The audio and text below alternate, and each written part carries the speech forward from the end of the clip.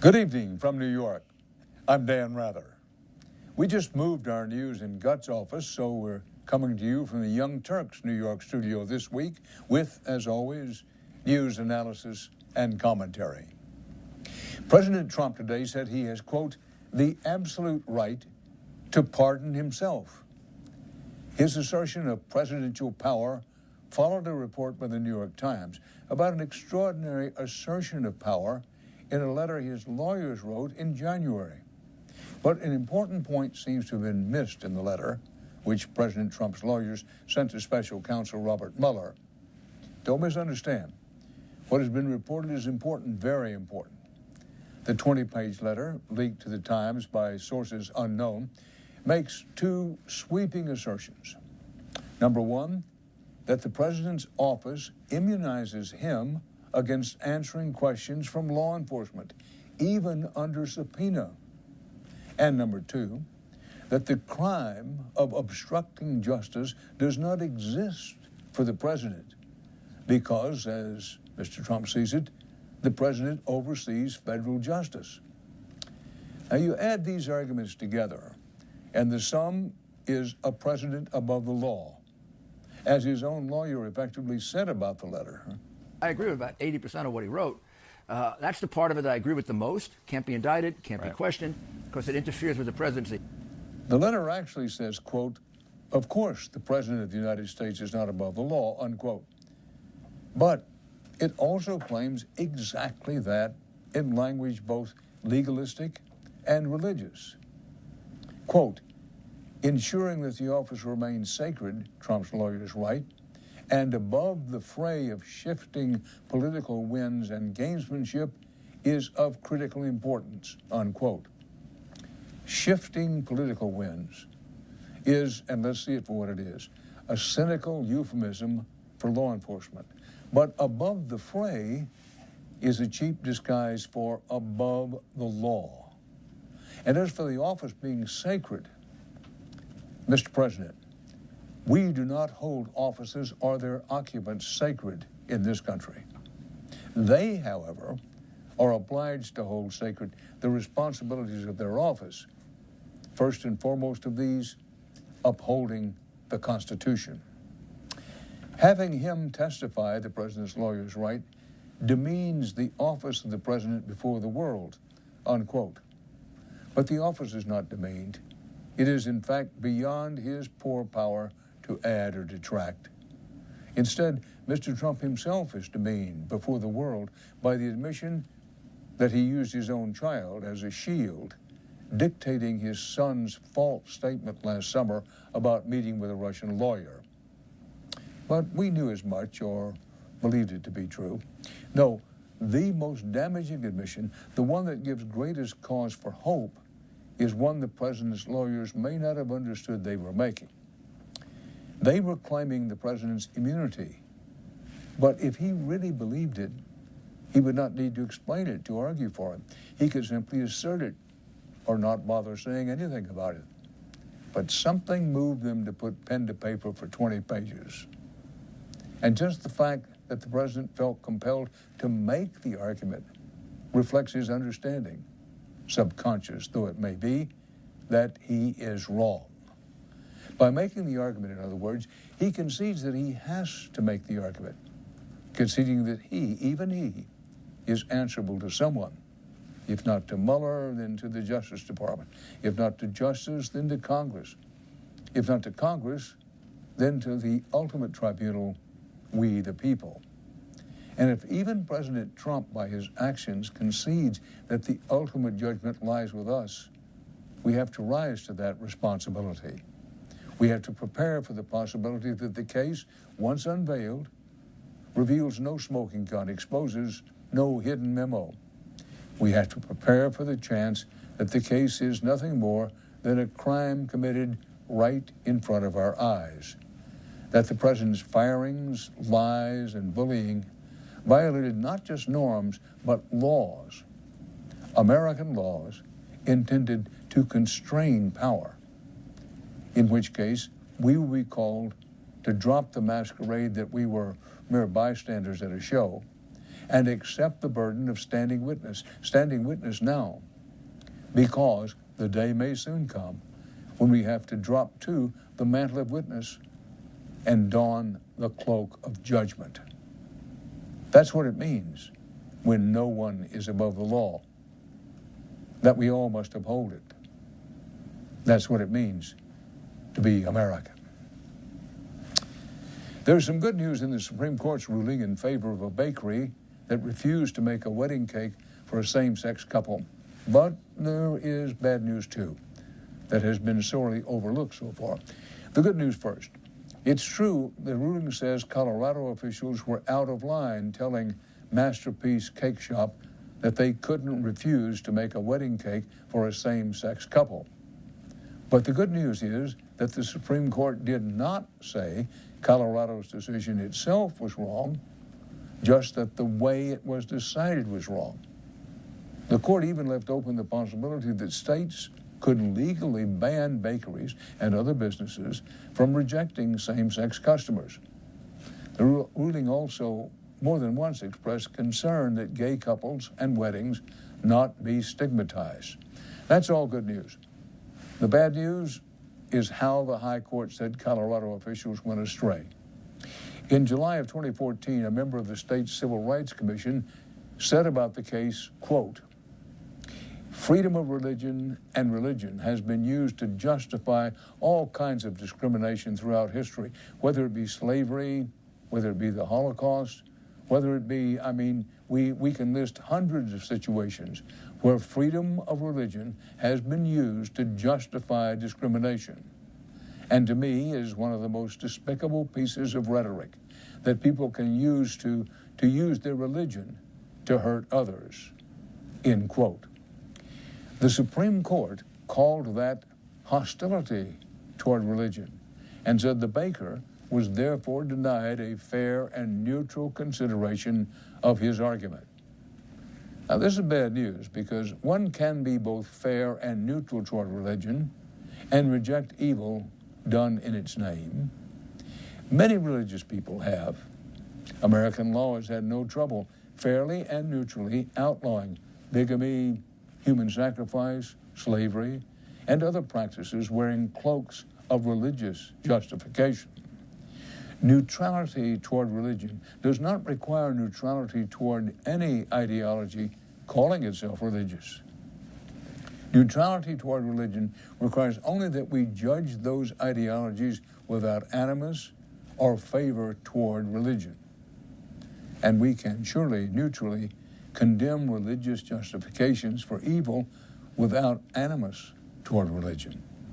In truth, it is the court that is not neutral toward religion by granting special status to any concept, no matter how noxious, that calls itself religious.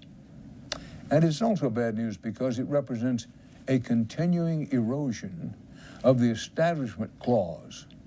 That's the portion of the First Amendment meant to prevent the U.S. government from supporting or endorsing any religion. This court has worked in the favor of religion, mostly Christianity, on both sides of that Establishment Clause, not merely approving more and more taxpayer dollars for religious purposes, such as schools, facilities, and more, but also carving out religious exemptions, permitting behaviors in the public square once subject to civil law, permitting private companies, for instance, to deny contraceptive coverage for employees based on religious reasons. Yes, the right of same-sex marriage is of utmost importance here, but so too is the right of all Americans not to face such scrutiny. When law enforcement can interrogate undocumented immigrants for their papers, that means they can ask for papers from anyone they suspect of lacking documentation, including you. When businesses can deny their products or services to gay people or events they don't endorse, that means they can deny it to anyone they suspect of being gay, including you. With or without religious underpinnings, we don't have to imagine how this logic might infect our civic life. It already has.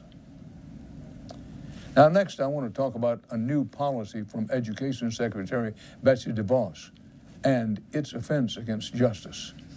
I'll do that right after this. I see what we all see. The deep divisions, the endemic injustices, the uncertainty about our future. We have sometimes stumbled. We have sometimes fallen short. But we can renew our national purpose if we recognize that what unites us is far greater and stronger than all that divides us.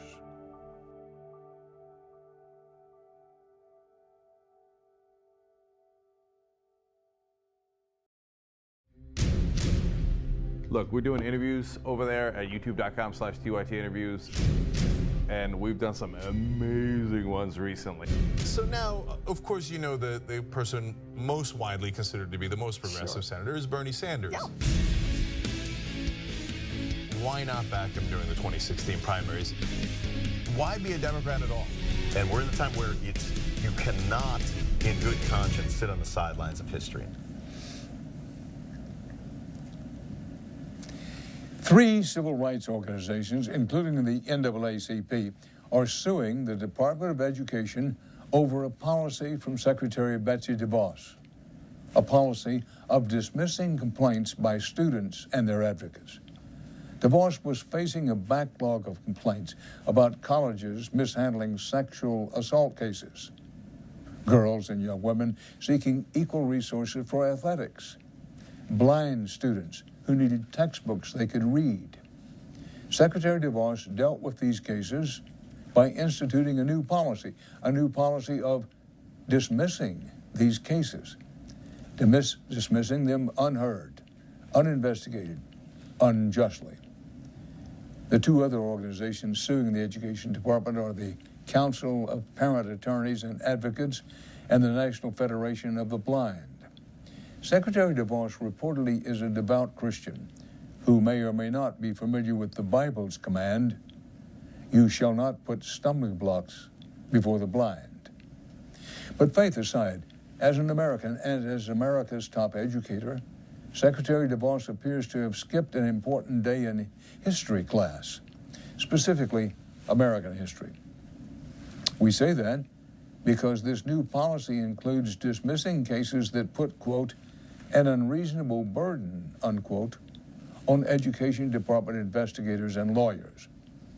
As any teacher of American history could tell us, it was President John F. Kennedy who articulated a core American principle when he said, quote, "Let every nation know, whether it wishes us well or ill, that we shall pay any price, bear any burden, meet any hardship, support any friend, oppose any foe, to assure the survival and the success of liberty," unquote, JFK. Secretary DeVos's response to the burden of seeking justice was not to meet the hardship of the backlog with more investigators and lawyers, but to try to cut their ranks. When you hate government, you see its size as a problem to be solved. You become yourself blind to its purpose, in this case, the pursuit of justice on behalf of those with little or no recourse to do so otherwise. Students of color, transgender students, blind students, female students. When the system fails them, the remedy is not a smaller, weaker system. If you lack resources, Secretary DeVos, you take your bully pulpit to the White House and to Congress and to the media, and you demand the resources you need to fight for those millions of Americans who have been put in your charge. Because the founding principle of this country is that we do not accept injustice. We do not surrender in the face of it for lack of resources. We do what we must in the pursuit of justice and equality. Pay any price, bear any burden.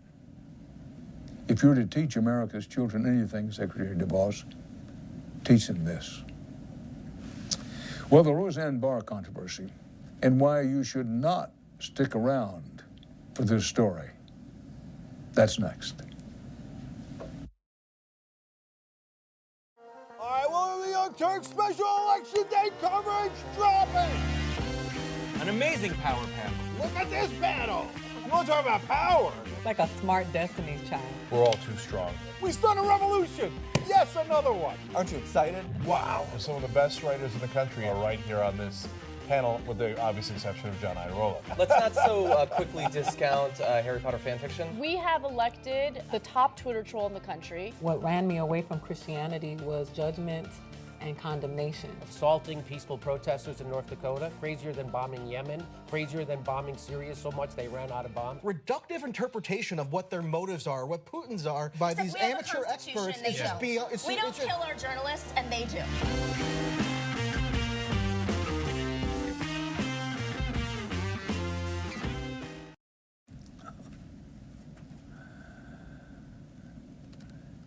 It is no trivial thing when a world-famous celebrity compares a black woman to an ape. It is an assault on not just against her, but against the very notion of black humanity. And when the person who did this is Roseanne Barr, and a TV network cancels a hit show in response, we expected to get a lot of attention. But when a Harvard study concludes in the same week that at least 793 people died in Puerto Rico due to Hurricane Maria, we expect that, too, to get attention. The study, after all, found the death toll to be vastly higher than the official number given, just 64. And it shed disturbing light on why so many people died. These were not drownings or crushed cars. 1/3 are believed to have died due to lack of access to proper health care. With cell phone coverage spotty, clean water in short supply, and electricity out for months, health issues quickly became life or death. These were sick people in hospitals, hospitals that lost electricity, hospitals that literally ran out of oxygen. These were people who could have been saved. This is why it matters that President Trump waited more than a week to send in troops and helicopters, to lift restrictions on foreign aid vessels docking there. Why it matters that the government handed out contracts for food relief and restoring power to private companies that bungled the job. The new study has pressured Puerto Rico officials finally to release their own numbers that show the 4 months after Maria saw almost 1,400 more deaths than usual. But how many of those are due to Maria, we still do not exactly know. And one reason we do not know is that there's no pressure on our politicians to find out. No pressure because no one is asking them about it on TV or talking about it. The new study got half an hour's worth of coverage on MSNBC and CNN combined. Roseanne Barr got more than 8 hours. She got almost 2 hours on Fox, where some intrepid producer somehow managed to slip in through a grand total of 48 seconds on Puerto Rico. That's according to a survey by Media Matters. It is more than fair to ask what role racism plays in this dynamic, but there is another related issue here. People die every day in this country for lack of medical care without TV cameras covering it. If the government does not act when economic inequality deprives Americans of access to health care, why should it be news when the government ignores a storm that has the same effect? A government that pools our collective resources and channels our communal will for material good is one reason responsible, civic-minded news media should pay attention to studies like these. Another reason is that Puerto Rico has still not recovered from Hurricane Maria, and this year's hurricane season started on Friday. If you want to understand why the Puerto Rican death toll got so little attention from TV news this week, it's important to consider who's doing the talking. Take the big network news Sunday morning programs. When they announced their roster of American political guests, it looked like this. This week on ABC, National Economic Council Director Larry Kudlow. Face the Nation on CBS, Ohio Governor John Kasich, and Texas Congressman Will Hurd. Meet the Press on NBC, Rudy Giuliani, personal lawyer to President Trump. Note, no female politicians, no members of the Democratic Party. Literally the only voices Sunday from American politics came from the narrow sliver of humanity that consists of straight male Republicans. With the exception of Congressman Hurd, who is 40, everyone else was a millionaire who has reached retirement age. Diversity matters not just for diversity of opinion, but for diversity of subject matter. When none of your political guests is Hispanic, it's far easier to get away with avoiding any mention of Puerto Rico. When none of your political guests are women, it's far easier to get away with neglecting to discuss that the Equal Rights Amendment is now just one state short of ratification. The need for diversity transcends the need for equal justice and representation. Diversity helps guarantee that news aimed at all of us, in fact, serves all of us. That the stories covered are not merely those that are interesting to TV news producers, but of real importance to real people's lives. And diversity, on screen and off, actually makes it easier for journalists to tell those stories in a way that makes them interesting, even to TV news producers. Now I want to talk about shame and America, coming up next. Hey Dave, as you can probably see, Skype froze. Frozen crashed. You know, I'm watching that documentary on the Vietnam War, and there was a TV journalist in the middle of some tiny little village in Vietnam doing live TV as the soldiers were burning the Vietnamese huts, and it didn't crash. And that was 1965, and he was in Vietnam.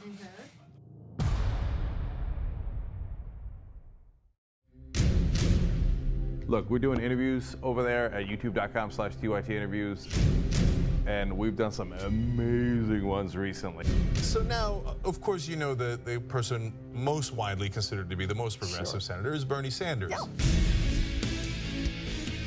Why not back him during the 2016 primaries? Why be a Democrat at all?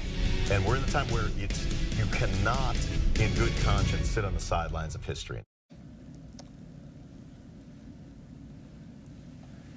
Finally tonight, I look out at our nation today and feel great pride in so many ways and in so many people.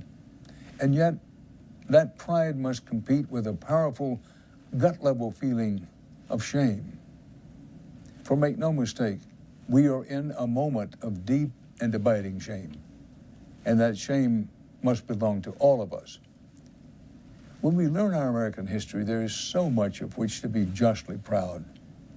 But the nobleness of our great democratic experiment has also been marred by stark failures, where the chasm between the idealism of our founding documents and the reality of our laws and policies are, and should be, a cause of deep shame. For all the talk of all men are created equal, we allowed men, women, and children to be bought, sold, beaten, raped, and lynched in the name of white supremacy. We wiped out entire tribes of native peoples from their land and from our nation. We discriminated against immigrants due to their nationality, religion, and race. We interned patriotic Japanese Americans and ruined lives with anti-communist and anti-gay witch hunts. We exploited workers and despoiled the environment. Time and again, we have reacted with callousness when we needed compassion. These sins of the past and many others remain with us. Now, when I read the paper or hear the president and his apologists speak, I see an era where shame is once again a proper response. Who are we Americans? That we separate parents from children seeking asylum, that we claim a president is like a king or some potentate above the law, and that we turn our backs on science and reason. It is shameful, and history will surely see it as much. But even in times of shame, There's been another American response. Leaders have risen up and said, we cannot allow this to be. We must feel this shame and channel it into action. For out of shame has come an engine for the improvement of our country. I feel that energy once more.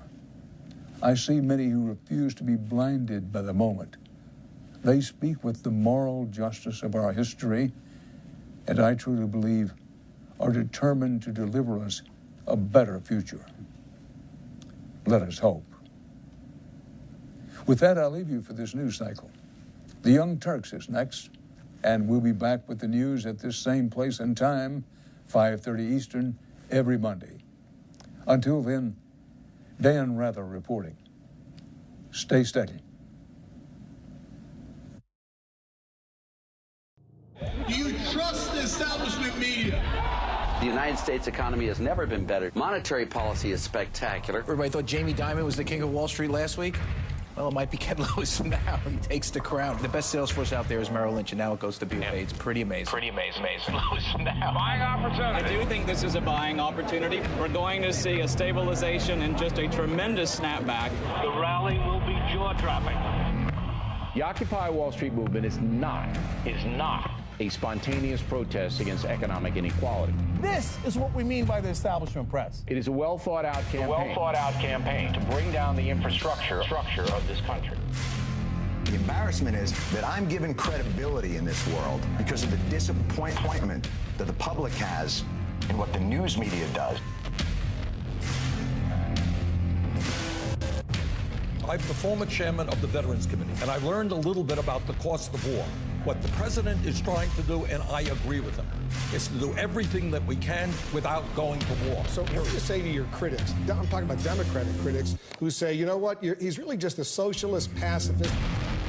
I very rarely read in any coverage of Bernie that he's a socialist. Bernie Sanders is a socialist, for God's sake. Most analysts are saying that Hillary Clinton's going to win in a landslide. I continue to believe Mr. Trump will not be president. We've got Trump at 279, 259. Wait a minute. I'm winning the presidency. I know you don't believe that. Sorry to laugh. We're not going to be polite anymore. You know what we're going to do? We're going to fight back.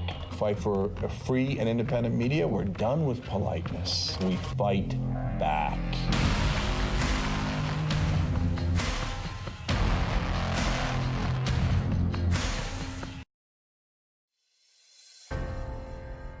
That 300 million is a pretty good number.